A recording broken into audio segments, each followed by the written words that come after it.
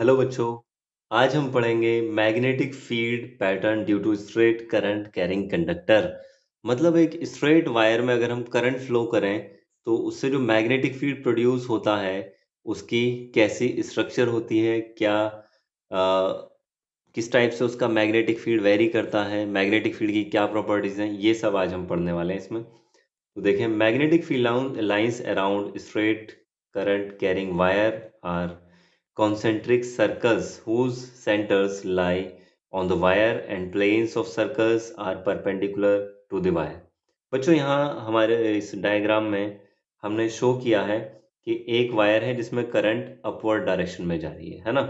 और इस वायर को क्रॉस करते हुए ये एक हमने पेपर इसमें इंसर्ट कर दिया है। और इस पेपर पर अगर मैग्नेटिक फील्ड लाइंस हम ड्रॉ करके देखें तो कुछ ऐसे एंटी क्लॉकवाइज सर्कल्स हमें मिलते हैं, है ना। और मैग्नेटिक फील्ड लाइंस की जो स्ट्रक्चर है वो हमें देखने को मिलती है बिल्कुल सर्कुलर स्ट्रक्चर। सारे के सारे जितनी फील्ड लाइंस हैं सारी की सारी कॉन्सेंट्रिक सर्कल्स होती हैं और सबका सेंटर यहाँ वायर पर सिचुएटेड होता है। ठीक है, तो हम ध्यान रखेंगे कि किसी स्ट्रेट करंट कैरिंग कंडक्टर में अगर करंट फ्लो किया किया जाए तो उससे जो मैग्नेटिक फील्ड प्रोड्यूस होता है वो किस स्ट्रक्चर का होता है। सारी magnetic field lines concentric circles show करती हैं जिनका सेंटर वायर पर होता है। मैग्नेटिक फील्ड लाइंस ड्रॉ करने की दो टेक्निक हैं, दोनों टेक्निक यहाँ पर हमने शो की है। देखो, पहली टेक्निक कंपास निडल रखकर, इसमें कंपास निडल रख दी। देखो एक वायर वायर बिल्कुल इस पेपर के परपेंडिकुलर हम क्रॉस करते हुए रख रहे हैं जिसमें करंट फ्लो हो रही है अपवर्ड डायरेक्शन में। और यहाँ अगर मैग्नेटिक कंपास हम रखें तो अपने आप को देखिए कैसे अलाइन कर रही हैं।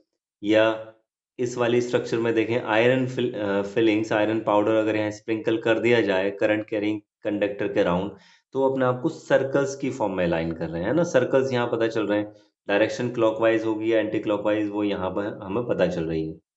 अब देखिए इसकी एक प्रॉपर्टी है कि अगर आप करंट की डायरेक्शन को रिवर्स कर देंगे तो जो कंपास हमने यहाँ रखी हैं ये भी अपनी डायरेक्शन को रिवर्स कर लेती हैं।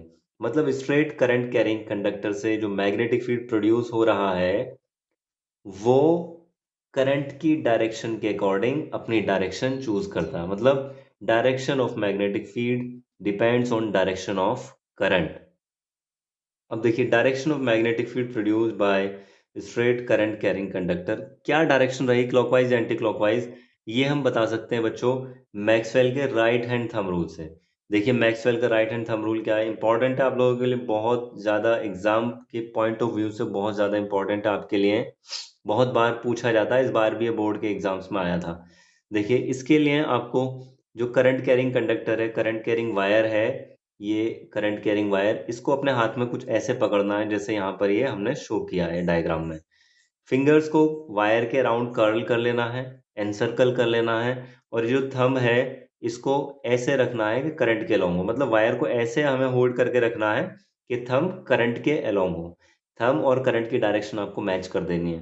तब उस टाइम पर ये जो फिंगर्स डायरेक्शन शो कर रही हैं ये वाली एंटी क्लॉकवाइज डायरेक्शन है इस टाइम, ये ही मैग्नेटिक फील्ड की डायरेक्शन होगी।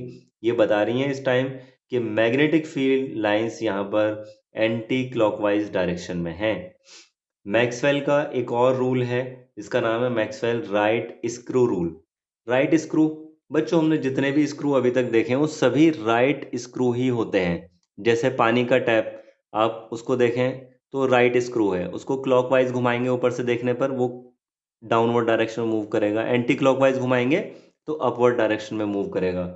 लेकिन बच्चों आपके टीचर्स के पास में जो मार्कर होता है वो इंक मार्कर, उसमें जो स्क्रू है वो लेफ्ट स्क्रू होता है। उसको अगर आप टाइट करेंगे तो टाइट करने के अलोंग आप घुमाएंगे, आप ये समझकर घुमाएंगे कि इधर टाइट होगा, वो उधर टाइट नहीं होता बल्कि उधर खुल जाता है।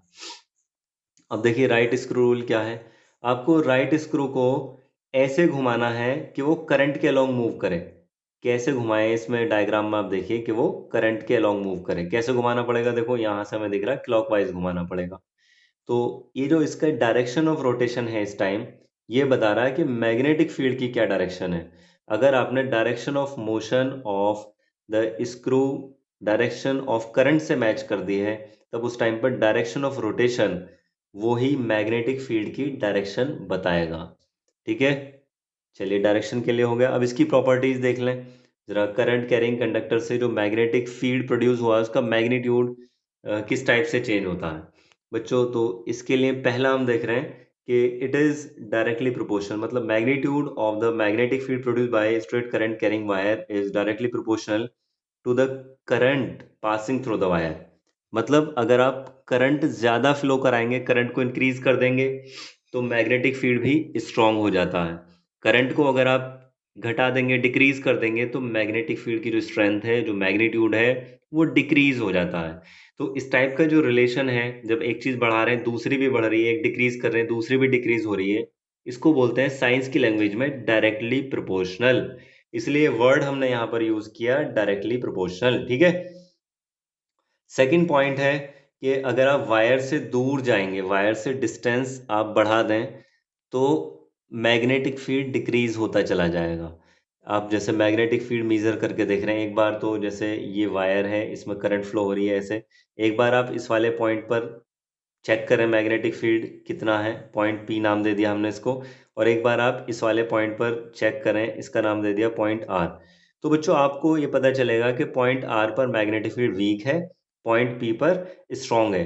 तो यहां से पता चल रहा है कि अगर डिस्टेंस कम है तो मैग्नेटिक फील्ड स्ट्रांग होता है, डिस्टेंस ज्यादा है तो मैग्नेटिक फील्ड फिर वीक हो जाता है।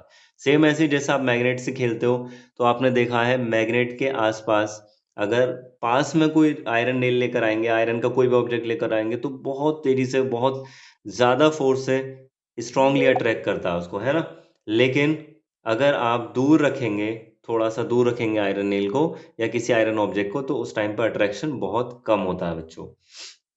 तो इस टाइप का जो रिलेशन है, जब एक चीज इंक्रीज हो रही है तो दूसरी डिक्रीज हो रही है, इसको बोलते हैं इनवर्सली प्रोपोर्शनल। इसीलिए यहां लिखा है कि magnitude of the magnetic field produced by straight current carrying conductor या wire is inversely proportional to the distance of that point from the wire. ठीक है बच्चों, ये प्रॉपर्टीज इसकी फिनिश हो गई। आज यहीं पर रोकते हैं क्लास। Thank you.